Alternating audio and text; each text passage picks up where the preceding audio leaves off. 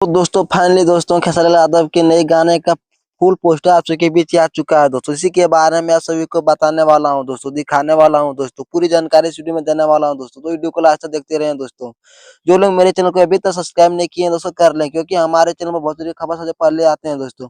तो सबसे पहले आप सभी को बता देना चाहता हूँ कि खेसारी लाल यादव के इस गाने के बारे में। इस गाने का नाम होने वाला है कमरिया में फिर। इस गाने को लिखे हैं निर्जल एम के जी। हाँ दोस्तों, इस गाने को लिखे हैं निर्जल एम के और गाने में संगीत दिए हैं मधुकर आनंद और गाने गाए हैं खेसारी लाल यादव और शिल्पी राज ने। यह इस गाने का फुल पोस्टर सभी के बीच रिलीज किया गया है दोस्तों, जो कि आप लोग देख सकते हैं दोस्तों। पोस्टर में नजर ही आ रहे हैं खेसारी लाल यादव और नीलम गिरी और धाकड़ पोस्टर बनाया गया है दोस्तों।